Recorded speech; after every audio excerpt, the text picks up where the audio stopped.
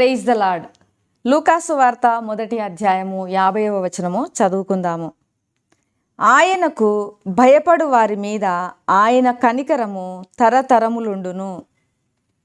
మరియా ఆమె యొక్క స్తుతి గీతంలో 2 భాగాలుగా మనం చూస్తున్నాము. మొదటి భాగము ఆమె జీవితంలో దేవుడు చేసినటువంటి కార్యములను బట్టి ఆమె స్తుతించింది.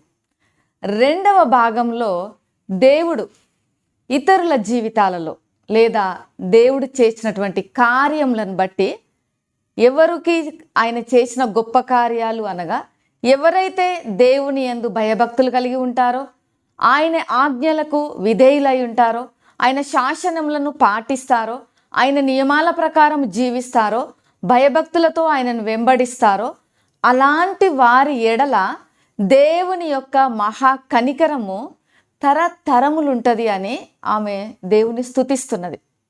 ఇక్కడ మనము కింది భాగాలలో కూడా మనం చూసినట్లయితే 53 వచనాల వరకు కూడా మనము చదువుతూ వెళ్తే ఈ 50 నుంచి 53 అనగా 3 లేదా 4 వచనాలలో మనం చూసినట్లయితే మరియా 3 విషయాలను బట్టి దేవుణ్ణి స్తుతిస్తున్నది. ఇక్కడ మన ధ్యాన వచనంలో దేవుడు ఇతరుల విషయాలలో లేదా తన యందు భయభక్తులు కలిగినటువంటి మనుషుల ఎడల తను ఎంతో మహా కనికరమును చూపుతున్నాడు.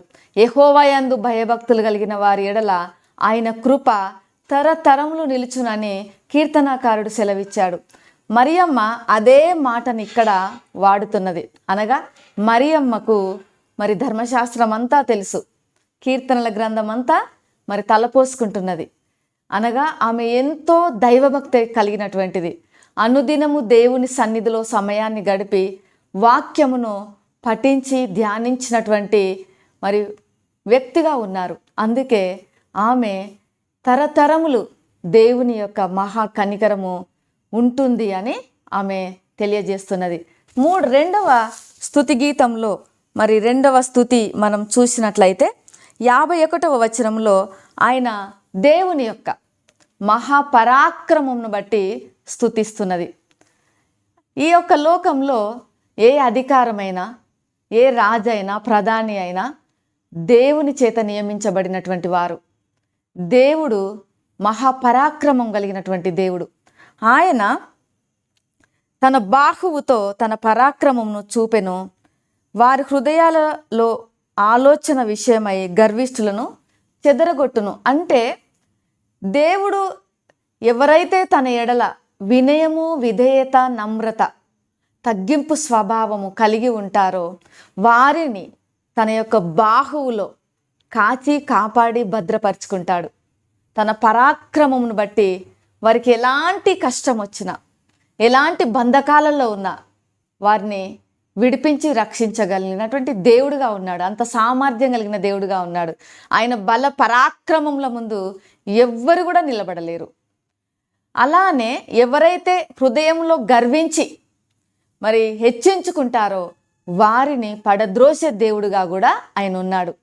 లూసిఫరు ఎంతో మరి హృదయంలో గర్వించి దేవుని సింహాసనమును ఆశించింది. కానీ వెంటనే దేవుడు పరలోకం నుంచి పడద్రోసినాడు. అలాంటి పడద్రోయబడినటువంటి పరిస్థితి ఎదుర్కోవలసి వచ్చింది. అలానే మనము ఎప్పుడు కూడా ఉండకుండా దేవుని యొక్క సన్నిధిలో మనం అనుకోవగలిగి, తగ్గింపుగలిగి ఆయనను మన జీవితాల్లో చేసిన కార్యాలను బట్టి స్తుతించినప్పుడు దేవుడు మనకి ఎలాంటి సమస్య వచ్చినా తన యొక్క పరాక్రమం బట్టి, తన యొక్క చల్లనైన హస్తాల్లో మనల్ని భద్రపరిచి కాచి కాపాడుతాడు. 3వ విధానంలో ఆమె స్తుతించినటువంటి ఏంటిది అంటే దేవుని యొక్క సార్వభౌమత్వమును బట్టి ఆమె దేవుని స్తుతించింది. అది మనము 52, 53 వచనాలలో చూడగలము. సింహాసనం నుండి బలవంతులను పడద్రోసి దీనులను ఎక్కించెను.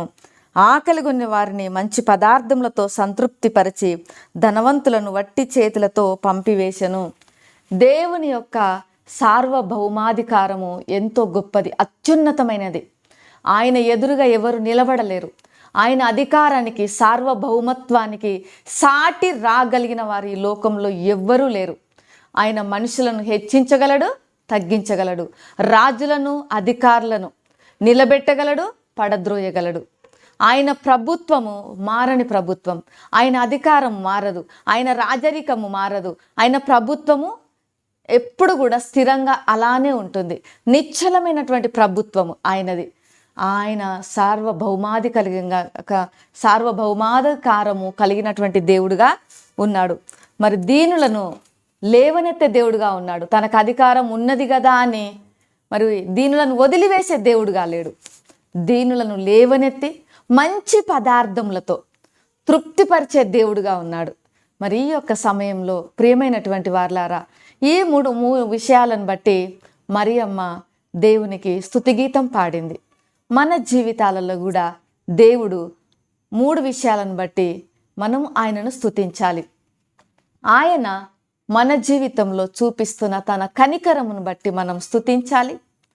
ఆయన పరాక్రమమును బట్టి, మనకు ఇస్తున్న కాపుదలను బట్టి మనం ఆయనను స్తుతించాలి. ఆయన యొక్క సార్వభౌమాధికారమును బట్టి, అంటే మన దీన స్థితి నుంచి ఆయన లేవనెత్తిన విధానం బట్టి ఆయనను మనం స్తుతించాలి. సార్వభౌమాధికారం కలిగిన దేవుడై ఉండి కూడా తన్ను తాను తగ్గించుకొని మన కొరకు ఈ లోకానికి మానవ రూపంలో ఏతించాడు. మరి మన కొరకు ఏతించి ఆయన యొక్క శిల్వ మరణ పునరుత్థానముల ద్వారా పాప పంకిలమైన మన జీవితాలను కడిగి పవిత్రపరిచి తన కుమారులనుగా కుమార్తెలుగా మనల్ని స్వీకరించాడు. ఆయన కుటుంబంలో మనల్ని చేర్చుకున్నాడు. ఇంత గొప్ప ధన్యత మనకిచ్చినప్పుడు మనం ఎలా ఆపగలము? ఆ స్థుతిని మనం ఎలా స్తుతించలేకుండా ఉండగలము? మరి ఈ ఉదయకాల సమయం దినమంతా కూడా ఈ 3 విషయాలను బట్టి ఆయనను స్తుతించుదాము, ఆయనను కీర్తించుదాము, ఆయనను ఘనపరచుదాము. ఆయన మహా కనికరమును బట్టి, ఆయన యొక్క పరాక్రమమును బట్టి, ఆయన సార్వభౌమాధికారమును బట్టి. ప్రేమ నమ్మకం కలిగిన పరలోకపు తండ్రి, పరిశుద్ధుడా, నీకు వందనాలు చెల్లిస్తున్నాను. ఈ యొక్క ఉదయకాల సమయంలో ప్రభువా, మరియమ్మ చేసిన స్తుతి గీతమును బట్టి నీకు వందనాలు. అలానే ప్రభువా, నీ పరాక్రమను బట్టి నిన్ను స్తుతిస్తున్నాము, నీ మహా కనికరమును బట్టి నిన్ను స్తుతిస్తున్నాము, నీ యొక్క అధికారమును బట్టి నిన్ను స్తుతిస్తున్నాము. మా జీవితాలను నీ హస్తములకు అప్పగించుకుంటున్నాము. మీరు దీవించండి, ఆశీర్వదించండి. యేసు నామములో ప్రార్థిస్తున్నాను తండ్రి, ఆమెన్. దేవుడు మిమ్మల్ని దీవించునుగాక.